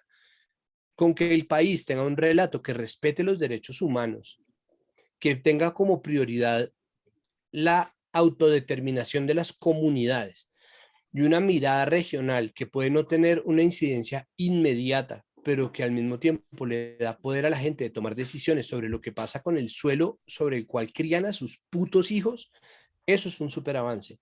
Entonces, no, yo no creo que el man lo logre, yo ruego para que el man de verdad se ponga a crear un proyecto que le permita tener un continuismo, o al menos proponerlo, tener un candidato viable que diga, este man ha sido mi alfil de no sé qué, ¿no? Este fue mi ministro de bla, este es el man al que yo le quiero ¿Y confiar la usted, continuidad de mi proyecto. y usted a quién ve en este momento A que podría nadie, es ser? que a Ni nadie. siquiera Ese es el, Francia. a Francia sí, pero el problema es que Francia, es decir, Francia, o sea, si Francia hace un buen papel, Francia tiene muchas posibilidades. Lo que pasa es que Francia también tiene unas necesidades, al menos en lo que parece en lo inmediato, y es emparentarse un poco más también con el establecimiento político, seguramente le va a tocar. En el momento en que ella decida no hacerlo, puede ser una fuerza política muy grande, pero estamos hablando de la viabilidad. Entonces, claro, yo estoy condenado a nunca estar de acuerdo con el gobierno. Es decir, yo estoy en una posición y yo me puse a mí mismo en una posición que me ayuda además para ser editorialista. Yo me puse en una posición en la cual yo nunca voy a estar de acuerdo con el poder, porque el poder necesita hacer demasiadas concesiones, pero yo obviamente estoy dispuesto a entender el viaje que eso representa y yo también estoy dispuesto a entender el proceso que eso representa, la importancia de respetar esos procesos. Entonces, claro, para mí Francia era, es decir, para mí Francia es cambio real, pero además gestión política a partir de lo colectivo, sin necesidad de que nadie se lo diga. Francia representa una comunidad y representa un proceso. Ella lo tiene claro. A ella le toca volverse, porque el liderazgo funciona así, una figura en nombre de un montón de gente, pero la verdad es que ella desde el día cero viene soportada por un movimiento que soy porque somos y por una tradición además de liderazgos comunitarios de del Cauca Negro que para mí hacen mucho más claras las formas en las cuales se hace. Francia misma durante campaña se negó a ser cabeza de la lista al Congreso del Pacto Histórico porque a ella no le interesaba ser congresista sino presidenta. Nunca estuvo dispuesta a bajarse de la campaña sabiendo que iba a perder con Petro, obviamente. Y un poco esa persistencia y esa limpieza, esa claridad en las intenciones es muy distinta a lo que nosotros estamos acostumbrados a vivir. Petro es mucho más parecido a lo que nosotros conocemos de un político tradicional. Entonces, claro, a mí me encantaría, si yo estoy tratando de pensar de forma pragmática, a mí me encantaría que fuera Francia quien sucediera el proyecto político de Petro y estoy dispuesta a apoyarla como la apoyé desde el día cero que planteó que podría ser candidata a la presidencia, pero yo sé que mi visión bien pensante, buenista o lo que se quiera, mega utópica, también tiene que adaptarse y tiene que aprender a tramitarse en lo práctico. En esa medida, me gustaría que hubiera más gente y gente que no fuera necesariamente tan disímil a Petro, y eso es lo otro, porque Francia es un ancla porque le permite hablarle a Petro a muchas de sus bases votantes, a las cuales de plano va a empezar frustrando y traicionando. Mucha gente, seguramente la izquierda, que sigue siendo minoritaria en Colombia, le supo a mierda que el man dijo que iba a continuar el capitalismo, pero al mismo tiempo todos entienden que es un discurso que busca tranquilizar a un país que está con los nervios de punta por un lado y por el otro, porque es que hay mucha gente que se la pasa temiendo que a Petro lo vayan a asesinar antes de que se posesione, porque mucha gente se la pasa diciendo que va a haber un golpe de Estado, porque mucha gente no. Entonces, esas voces de alarma constantes, por un lado, son las mismas voces de alarma por el otro que dicen que Petro desde el comienzo, como si fuera, no sé exactamente qué villano de película, va a poder convertir esto de inmediato en ese infierno comunista que ellos se imaginan o en la Unión Soviética y que todos vamos a estar obligados a vivir en edificios cuadrados, ¿no? Como si esto fuera la Moscú Ahí hay, soviética. ahí hay un par de cosas, y es, yo creo que lo realmente interesante de toda esta situación es que si alguien o los oyentes o usted han visto Game of Thrones, usualmente las debacles y cómo cae un personaje en una posición de poder tiende a ser de una manera muy impredecible. Tipo, lo que quiero intentar decir un poco es que los personajes y su poder empiezan siempre resquebrajándose por los bordes, como por el talón de Aquiles. Y eso nunca usualmente tiende a ser una cosa predecible. Tiende a ser algo más por el estilo como, y va a ser acá una telenovela, es como Petro ha prometido una cantidad de cosas a mucha gente para poder tener, digamos, el capital político y los votos que tiene. Y va a pasar alguna situación que él no prevé, que va a hacer que cierta gente se empiece a desilusionar con él y van a empezar unas pequeñas, digamos, como subgrupos de esta gente que lo llevó al poder y que van a empezar a pensar a cómo se van a tomar el poder dentro de 4 años. Y ese resquebrajamiento desde por dentro creo que va a abrir, digamos, las carreras presidenciales muy interesantes para el 2026, en que van a haber, digamos, así como vimos 55 candidatos en estas elecciones, la gran mayoría, digamos, por el lado de derecha, porque estaba muy claro que, digamos, el contendiente a vencer era Petro. Va a haber mucha gente que va a creer, y esto después obviamente si Petro baja del poder en 4 años, van a haber muchas personas que van a querer ocupar el lugar de Petro. Y ahí es donde va a empezar una dinámica súper interesante y también, pues obviamente, el establecimiento antiguo queriendo retomar lo que había. Y Petro necesita empezar a tener victorias pequeñas, necesita empezar a sumar cosas, necesita empezar a meter goles. Y siento que él va a empezar como a darle a las personas o a sus votantes, va a cumplir sus promesas, pero probablemente las menos importantes, ¿verdad? Y todo el mundo va a quedar como con un sinsabor de tanto para nada. Y un poco para responder aprovecho esta interrupción, ¿cuál es el miedo de las personas digamos, están cagadas del susto de Gustavo Petro? Yo me acuerdo de una entrevista que le hizo Jorge Ramos, un periodista mexicano que es muy, muy bueno, que de hecho también tiene una con Uribe, en la que lo poncha muy feo, pero él también poncha feo a Petro cuando le dice una pregunta muy sencilla, que es, ¿usted ha mirado a Hugo Chávez? Y Petro empieza a hablar del cambio climático y una cantidad de vainas. Entonces, las personas, puede que Petro les diga de todo, puede que les firme en mármol con Antanas Mocus que no va a hacer X cosa, pero todo el mundo sabe que él sí lo admiraba, que él sí admiraba a Hugo Chávez. Y cuando ven a las personas de Venezuela que se van caminando desde San Cristóbal, desde Caracas, a pie hasta Santiago de Chile, para huir de lo que están viendo y que solían amanecer como un profesor allá en Venezuela, pues obviamente la gente tiene susto de que eso les vaya a pasar. Y a uno le pueden rezar misa y le pueden decir que no se va a convertir en Venezuela, pero como usted dijo, hay muchas maneras en las que un dictador puede tomar el poder. Entonces, bueno, quería aprovechar para decir como de dónde podía salir esto y bueno, la teoría de qué es lo que opino que, o con lo que creo que va a pasar dentro de los próximos 4 años, que va a ser muy interesante ver. Yo, yo creo que, no sé, o sea, yo pienso que eso puede cambiar. Como, yo pienso que uno puede admirar a una persona y ver su proyecto fracasar. Y mi mejor ejemplo es Bielsa. Yo soy fan de Bielsa. Donde está Bielsa estoy yo. Como, y sé además y confío en que Bielsa constantemente va a rehuir los lugares en los que yo no estaría. Es decir, yo puedo decir que si Bielsa se hiciera técnico del Real Madrid, yo incluso pensaría la posibilidad de hacerle fuerza al Real Madrid, pero al mismo tiempo confío en que Bielsa nunca va a estar en el Real Madrid, ¿no? Porque ese no es Bielsa y es la razón por la cual uno lo sigue. Y eso es con una persona que se ha probado fiel a sus ideas y que ha estado dispuesto a sacrificarse en pro de sus ideas como Bielsa, cosa que no pasó con Hugo Chávez. A mí no me parece descabellado que una persona en los años 90 y 2000, incluso 2010, justo antes de que muriera Chávez,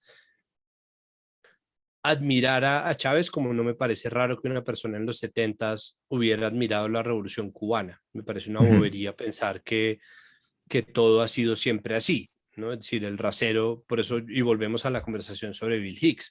O sea, me parece que es una locura. ¿No? Me acuerdo un tuit muy bueno que alguien ponía que era como una vieja que ponía, estuve leyendo y me enteré de que Hitler tuvo un cuento con su sobrina, o sea que cancelado Hitler. Entonces, como, es decir, la mirada sobre perspectivas nuevas de cosas del pasado solamente le sirve a quienes están buscando configurar una narrativa. A mí no me gustó Chávez nunca, pero eso es porque yo soy un izquierdista antiautoritario. Eso pertenece a mis convicciones. Pero yo entiendo perfectamente que la gente se enamore de las figuras revolucionarias y Chávez era un tipo carismático y el carisma es incontrolable. A mí me parece igual de vergonzoso que alguien haya sido admirador de Álvaro Uribe, porque el gobierno de Álvaro Uribe generó una masacre a través de 6 años de 6.402 personas y contando. Y me parece que eso es impresentable. Es decir, me parece que no existe proyecto de prosperidad, ni existe carisma, ni existe viejito finquero bacán que se acuerda de los nombres de todos sus subalternos que justifique que se asesine a 6.402 personas y se los presente como bajas en combate, siendo que la mayoría de esos además eran civiles, no agentes armados, porque dentro del caso 03 de la JEP hay combatientes que fueron ejecutados cuando ya estaban desarmados y esos hacen parte también del caso de falsos positivos.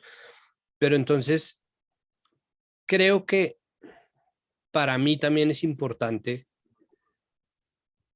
entender por qué una persona en su momento admiró a Álvaro Uribe, ¿no? Y creo que si nosotros no conciliamos esa parte de nuestro relato, nunca vamos a hacer las paces con el hecho de que exista una izquierda y le guste a la gente, no existe una izquierda. Y es una izquierda que debe tener vocación de poder y que debe tener representación y la alternancia de poder en las democracias hace que las democracias sean más sanas. De hecho, son historias de mucha represión las que generan figuras como Chávez. Cuando se bloquea un espacio del estamento político, una parte del espectro, cuando se lo niega, pero además se lo desaparece, se lo violenta, se lo asesina, es posible que nazca, o sea, se hace más probable que aparezca una respuesta a ese sistema de corrupción como eran los gobiernos venezolanos, como Hugo Chávez. Entonces, Hugo Chávez hace parte de un proceso largo, en donde están Carlos Andrés Pérez, donde están Caldera, donde están todos los dictadores militares venezolanos, y la forma en que tramitaron ellos también su relación estatal con el gasto de la plata petrolera.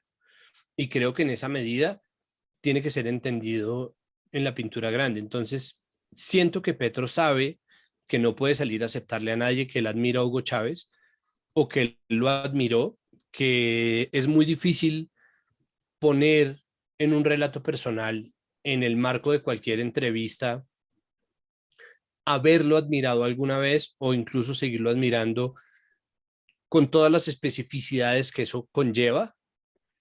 Y vuelvo al cuento de Bielsa, es como, yo admiro un montón a Bielsa, pero a mí me parece que él rompió el camerino del Leeds.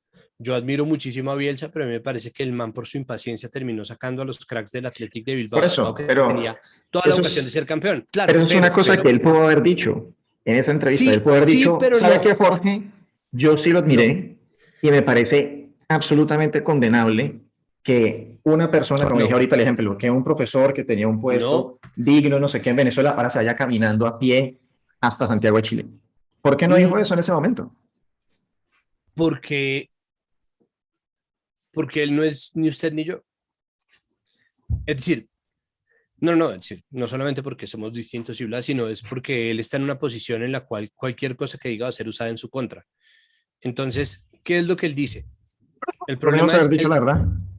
sí, pero no. Es decir, yo Y estoy todo de iba a ser acuerdo, usado en su contra. yo estoy de acuerdo, pero yo por eso no soy político. Es decir, yo estoy de acuerdo, pero al mismo tiempo esa elaboración, o sea, solamente mire lo que pasó. ¿Usted vio el video que puso William Calderón en Twitter la otra vez sobre el renacer del M-19? Bueno, No. William Calderón, que es el segundo al mando en la mesa de trabajo de Luis Carlos Vélez en la FM, pone un video en donde, según el tweet, Petro va a revivir al M-19.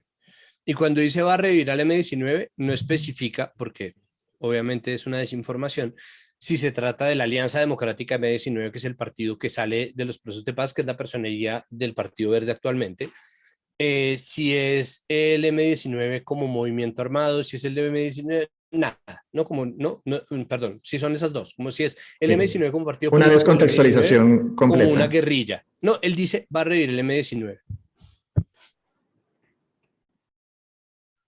Y dice que Petro, cuando gane el poder, lo va a revivir. El video muestra una toma mirando hacia atrás en una camioneta, no se ve a nadie, no se ve a Petro ni a sus interlocutores, y están grabando así y uno ve el paisaje moviéndose atrás. Y mientras tanto va hablando un man que le dice, es que yo le digo a mis amigos que si el M reviviera, que si volviera el M-19, todos seríamos del M. O que si el M estuviera, todos seríamos del M.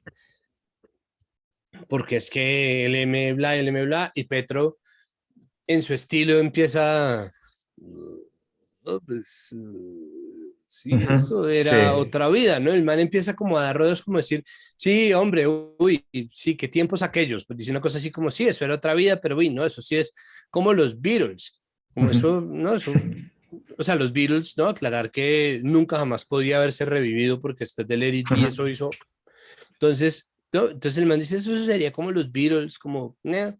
Entonces el man sigue y le sigue dando y Petro en algún momento le dice, no, pues es que yo creo que sería imposible revivirlo porque además eso fue otra vida, como diciendo eso es otra cosa de una época completamente distinta, mm, que es lo mismo que pretender decir que Tiro Fijo seguía motivaciones de 2022, ¿no, huevón? O sea, cuando el relato, si uno ve los discursos de apertura del Caguán, y los discursos de apertura de La Habana son muy parecidos porque el relato fundacional de las FARC fue el gobierno nacional decidió bombardear comunidades campesinas desarmadas que lo único que estaban haciendo era autoorganización por la autodeterminación, y nos mataron y hacen el conteo y dentro de los dos discursos inaugurales hablan de gallinas muertas, weón, gallinas que ellos iban a comer eventualmente, que se las mataron.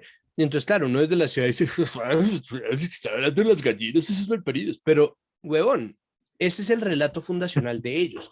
Ese es precisamente el mito de lo que el gobierno le hizo a un grupo de campesinos inocente de cualquier otra cosa, que ahí sí los convirtió a ellos en un agente armado.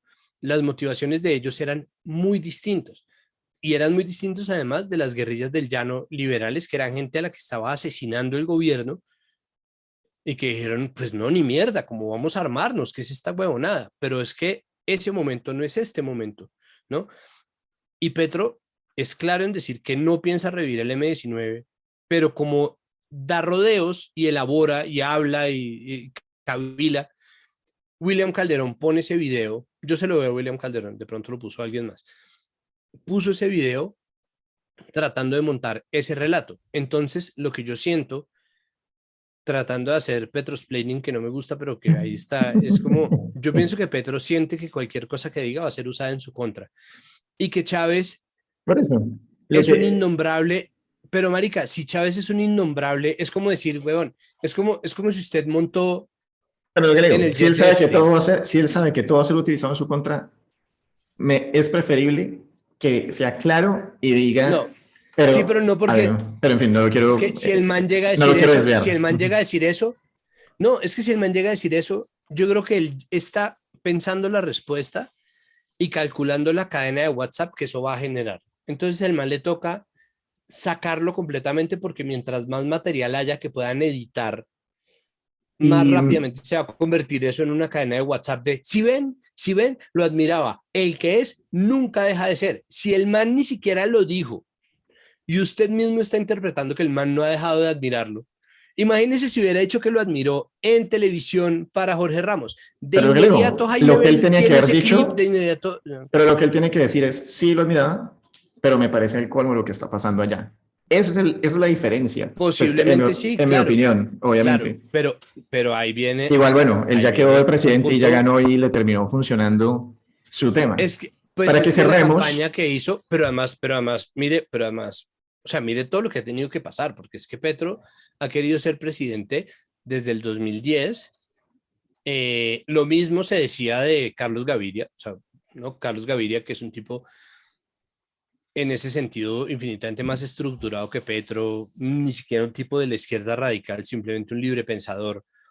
Mm, Era un tipo al que se acusaba de ser áulico de la guerrilla y un montón de cosas, y eso mismo han dicho de gente como Rodrigo Prini, como, es decir, personas que que llevan años sin ponerse una bota pantanera, pues, y que son auspiciadores de tales o cuales dinámicas. Entonces, sí, o sea, finalmente le funcionó, pero marica, o sea, tuvo que salir Malcolm Díaz a hablar con Semana, a decir que es imposible una venezolanización de Colombia, un poco para que tuvieran otro enlace que pegar para decir, como marica, no lo estamos diciendo nosotros, lo está diciendo Díaz, weón, que es un tipo bastante godo también. O sea, entonces, no sé, o sea, yo entiendo que los políticos en campaña en ese sentido actúen de manera estratégica, pero las estrategias son una apuesta, ¿no? Porque no haberlo dicho, digamos, si todos los votantes fueran usted, que no lo hubiera dicho, habría jugado en su contra en las urnas. Si decirlo hubiera logrado generar un relato, yo creo que era mucha energía gastada. Estoy tratando de pensar como los estrategas de Petro. Es como, no digas eso, no menciones a Chávez, no te pongas a elaborar porque cada elaboración que hagas la van a simplificar en tu contra y sobre esa base debería decir todo lo que dice. Por ejemplo, podría haberse evitado la exigencia a la Procuraduría de sacar los alcaldes. A mí la de la Fiscalía de acabar los falsos positivos judiciales contra jóvenes me parece bien.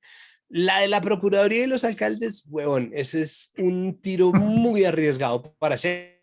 ¿Y qué están haciendo los medios? Pues le están diciendo que no diga huevonadas. Entonces, pues sí, de acuerdo, yo pienso que Petro debería decir menos huevonadas.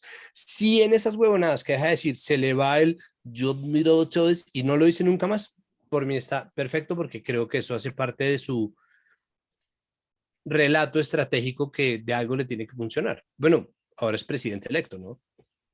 para que cerremos, ¿qué tan asquerosos cree que van a ser los próximos 4 años? Porque yo creo, o sea, yo me levanté el lunes con un alivio de finalmente se acabó como este ambiente tan tóxico que hay, del que tanto hemos hablado en este podcast. Y luego pensé, hombre, la estrategia, pues de hecho ya lo están diciendo, obviamente en Twitter, muy probablemente la estrategia del establecimiento antiguo va a ser demostrar que es un incapaz y que no puede gobernar y que efectivamente Colombia es una Venezuela nueva y mostrarán videos de negritos, básicamente con un cordón como ropa para cubrirse y gente en la miseria, miseria, miseria, miseria, miseria, que de hecho ya existe. Y seguramente va a ser 4 años de campaña sucia como esta que estamos viendo. ¿Cree que está de acuerdo conmigo que esto es lo que va a pasar? ¿O más Sí, bien simplemente va a ser una jugada un poquito más inteligente como lo que yo dije que el establecimiento va a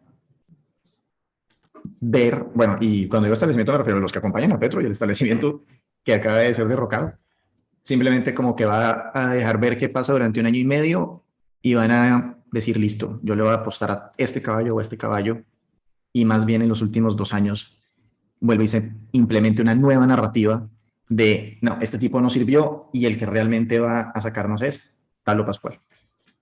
yo creo que ahí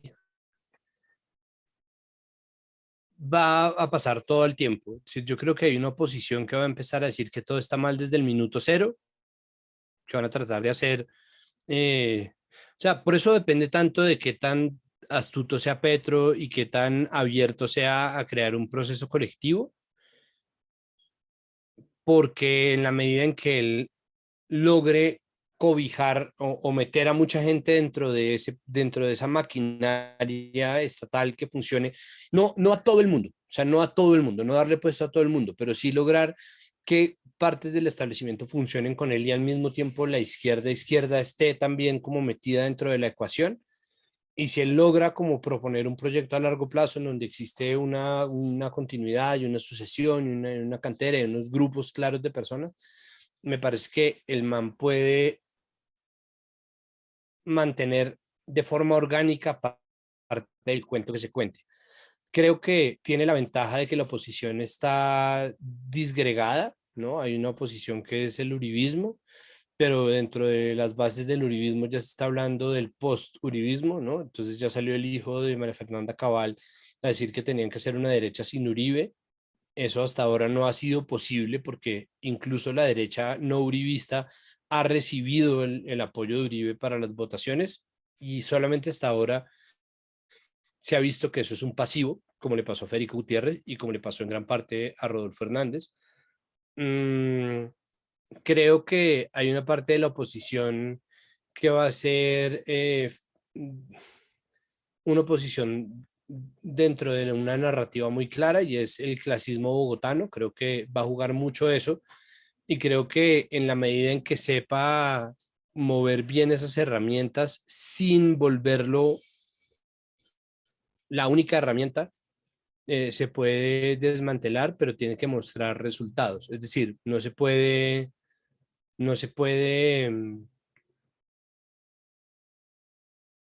de nuevo, no se puede gobernar como se hace campaña. Es decir, no, tiene que poder contar el cuento, pero mostrar también como Sí, pues como dicen ciertos en inglés, resultados.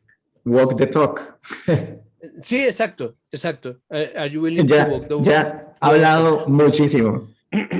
Exacto, pero claro, pero hay mucho de lo que va a pasar que sí definitivamente va a ocurrir en los medios y en el relato, y el país que uno tiene es un país que está en las pantallas. Es decir, hay muchas cosas que uno solamente se entera porque ve los informes, que uno solamente se entera porque ve las noticias, que uno solamente se entera porque lee Twitter, que uno solamente se entera porque ve tal o cual cosa, y en esa medida ese país se va a configurar seguramente para darle mucho palo a Petro y en ese sentido, pues, por ejemplo, semana, ¿no?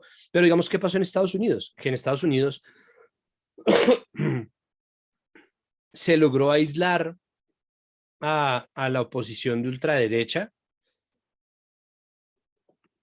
que siguen siendo una sola cadena muy poderosa, pero es solamente una voz dentro del relato. Entonces, si logra Petro establecer un diálogo mucho más sano con los medios. Creo que es una cosa que le toca construir a él orgánicamente. Es decir, no puede hacer lo que hacía en la alcaldía. En la alcaldía el man grababa sus comunicados como si fuera el equivalente a una rueda de prensa y los mandaba en video a ver quién se los ponía. Eso no se puede. Eso ya no funciona, eso no tendría por qué ser así. Nunca tuvo por qué ser así, pero tuvo desde 2016 para aprender 6 años que eso no se hace, ¿no? Que si hace eso, se lo van a tragar vivo y van a generar un relato del cual él no va a ser dueño en lo más mínimo. Van a contar el cuento de que Petro fue desastroso y por mucho que Petro tenga que mostrar, se va a quedar como con nada. Pero tiene al mismo tiempo, y creo que lo más harto va a ser realmente las redes sociales, porque el otro lado es una crítica que se haga desde abajo, que se haga de forma horizontal. Seguramente las voces del petrismo en las redes sociales van a estar dispuestos a callarlos. Hay que ver qué tanto se separa él de eso, o si como acto de gobierno va a hacer que prevalezcan esas voces que tratan de acallar la crítica, que sería muy malsano como para una vida democrática. Entonces yo no sé si Twitter se va a hacer invivible o no, pero sé que Twitter va a ser una cosa y por otro lado completamente distinto va a estar el relato en los medios, como, ¿no? BTL o TL va a ser una locura ver cómo funcionan como esos relatos de país. Hay que ver, es decir, es un reto porque de verdad nosotros no tenemos medios, o sea, nosotros tenemos muchos medios gobiernistas, pero nunca habíamos tenido un gobierno distinto. Entonces la transición no era muy grande, hay cosas impresentables, ¿no? Como que medios que apoyaron el proceso de paz y que hablaron sobre lo importante de un proceso de paz en 2016 en pro en el plebiscito, 2 años después estaban diciendo, de pronto Duque tiene razón, hay que hacerle modificaciones a la JEP, ¿no? Y ese cambio, ese creo que es el único timonazo que uno dice, ¿no? Porque incluso la transición de Uribe a Santos con la aparente traición se podía contar de una manera tranquila, como decir, sí, este man vio esto, después de haber pertenecido al gobierno, se da cuenta de esto, este man está muy furioso, pero ahora el poder lo tiene este, además hace parte de nosotros, como el tiempo, ¿no? Como, pero además Alejandro Santos, o sea, Felipe López, que son el mismo partido liberal de base, la misma gente, entonces semana, es decir, como que se volcaron ahí y solamente quedó RCN. Pero nosotros nunca hemos tenido medios de izquierda, entonces no es como que ahora los medios gobiernistas, ¿quiénes van a ser? ¿Tercer canal? ¿O quién va a ser el medio gobernista? No tenemos uno. ¿Quién va a ser? ¿No? Periferia, alternativa, cambio, yo sé que no va a ser. Y entonces le va a tocar a Petro jugar en ese sentido limpio y más vale que juegue limpio, acatando también su responsabilidad de no atacar ningún tipo de manifestación, investigación o señalamiento por parte de la prensa, sino simplemente demostrar en la medida de lo posible que sea mentira de lo que se le acusa. Y de ahí en adelante, pues hay que obviamente apelar porque se sea justo y seguir criticando a los medios, seguir dando palo cuando existe la desinformación, pero sí exigirle también al poder que respete la libertad de prensa, porque esa autovictimización esconde muchas veces un relato que daña o que va en detrimento de la libertad de decir, incluso mentiras, o sea, incluso mentiras, y eso creo que es una cosa que es importante y es, hay mentiras que son penalizables, pero la mentira en general no lo es. Es decir, el perjurio, la falsedad en documento público, la falsedad en documento privado, que es lo que corresponde a falsear un título universitario, mentir en la hoja de vida, ese tipo de cosas cuando uno está aspirando a plata pública, bla. Pero la mentira per se no es penalizable porque la mentira puede salvarle la vida a uno. Entonces, si uno se esconde y la mentira es penalizable, si mentir es penalizable, entonces sería penalizable, por ejemplo, la infidelidad, eso es una locura. Sería penalizable esconderse de un policía que lo está buscando a uno para apresarlo por una cosa que uno no cometió. Sería penalizable mentir para decir, para desviar una amenaza letal contra alguien, ¿no? Entonces, pues es imposible, o sea, jurídicamente es imposible penalizar la mentira y es importante que un gobierno sobre el cual seguramente se van a decir muchas mentiras, como le ha pasado a un tipo además de centro como Biden, ¿no? se esfuerce en mantener un relato en donde se respeta el derecho de los medios a mentir y al mismo tiempo se proponga una conversación sobre la desinformación que no pase por la regulación estatal, que fue lo que le pasó a Biden. Biden hizo, con todas las buenas intenciones que tapizan el camino al infierno, un ente para regular la desinformación y a punta de desinformación se lo acabaron simplemente por una cosa que es verdad y es la única vez en mi vida que yo estoy de acuerdo con Fox News y es el gobierno no tiene por qué ser el encargado de acabar la desinformación. Es importante que no haya desinformación por parte del gobierno, pero el gobierno no se puede apersonar de ese problema, que es un problema mayormente civil. En el momento en que el gobierno se ponga a hacer una secretaría para decirnos qué es verdad y qué no, eso es orwelliano y ya, ¿no? Entonces, en la medida en que Petro, en nombre de su verdad o de la verdad o de los hechos, sea consciente de las responsabilidades que vienen con el poder que acaba de recibir y no cometa muchos de los errores que cometió en la alcaldía, creo que puede limpiarse, al menos desde el poder político, un poco el relato. ¿Pero van a ser horribles? Sí, 4 años horribles. Estoy seguro de que Semana va a mentir desde el día -1, o sea, desde el 6 de agosto de este año hasta el 8 de agosto de 2026 Pues de hecho ya pasó con el y tema de ahí del en dólar a adelante. 5.000. Ahí está, exacto. Entonces, yo creo que es una responsabilidad civil y que es una cosa de la que se tiene que apersonar la gente. Entonces, la misma gente que estaba celebrando la victoria de Petro en las calles tiene que apersonarse también de conversar, no de acallar ni de atacar, sino conversar con la gente que está moviendo desinformación por redes sociales para que la cosa un poco baje de tono.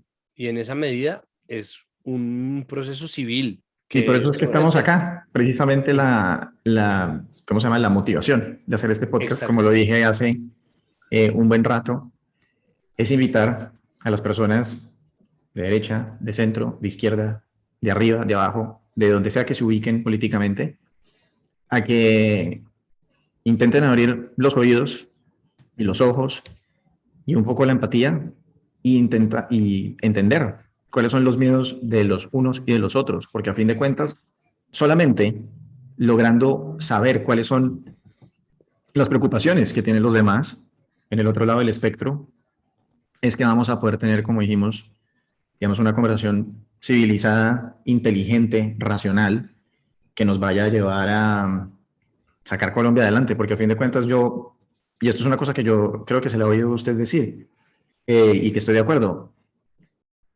uno no debería ser hincha de ningún político, de ninguno. Ellos básicamente son unos empleados nuestros y, y nosotros no somos nadie, bueno, más bien, ellos no son nadie para que merezcan semejante nivel de endiosamiento por parte nuestra, para que les perdonemos absolutamente todo, inclusive si hicieron cosas muy, muy, muy buenas, cosas que cambiaron el rumbo del país. O sea, esta conversación, de verdad, me encantaría que siguiéramos con otro podcast otro día, porque hay tanta tela de dónde cortar, y acá se va a ganar la medalla al podcast más largo en la historia de Pasemos el Rato. Santiago, Pasemos el muchísimas gracias. Sí, rato. muchísimas gracias por estar acá. Antes de que se vaya, es momento de brillar aún más. Y si tiene redes sociales, no sé, un libro, lo que sea que quiera promocionar, este es su momento. Em, tengo, bueno, en redes sociales, abrí una cuenta en TikTok que debe tener telarañas porque nunca la abro, pero funciono normalmente en Twitter e Instagram. Soy Rivas-Santiago. Tengo sí un libro que se llama Acaba Colombia. Lo pueden conseguir en cualquier librería y en cualquier página virtual, buscalibre.com y cualquier lugar de venta de libros. Tengo otro que hice en conjunto que se llama Por eso estamos como estamos, pero ese sí lo van a conseguir en oferta en cualquier lado, debe estar a 10.000 pesos. Lo hicimos en conjunto con amigos y es una cosa divertida, como ilustrada. Pero Acaba Colombia, que yo saqué en 2018, lo estoy convirtiendo en un monólogo adaptado a nuestros tiempos. Ahora estoy frente al reto de adaptarlo a la Colombia petrista. Cuando yo lo escribí no había habido una sola elección en la que yo sintiera que medio había ganado algo. Entonces, pues parte del reto es, ahorita estoy empezando a hacer, pues yo le digo monólogo en vivo simplemente porque me pesa un montón. Yo tengo un respeto enorme por el stand-up comedy, entonces yo no creo que sea stand-up comedy, pero trato. Entonces, estoy en esas, voy a empezar a hacerlo desde el próximo miércoles, no de hoy en 8, 29, y voy a estar ahí haciendo mis pinitos en una nueva línea de actividades. Y mientras tanto, podcast, tengo un montón, como tengo uno que se llama Capital Político, que ese lo dirijo yo, pero hace parte del sistema de comunicación pública, trabajo en Presunto Podcast, y en Capital Sonoro tenemos varios más, tenemos uno que se llama Animalx, tenemos uno que se llama De Vital Importancia, que es cultural, tenemos una cantidad de producción, o sea, es producción de comunicación pública, entonces se habla de todo. Fenomenal. Santiago, un gusto volver a vernos, a estar en contacto y nada, estamos hablando. Me encanta verlo, André, muchísimas gracias. Bueno, si se quedaron hasta este momento significa que pasaron un muy buen rato. Recuerden que pueden ver los mejores clips del programa haciendo clic acá y no se les vaya a olvidar suscribirse. Nos vemos.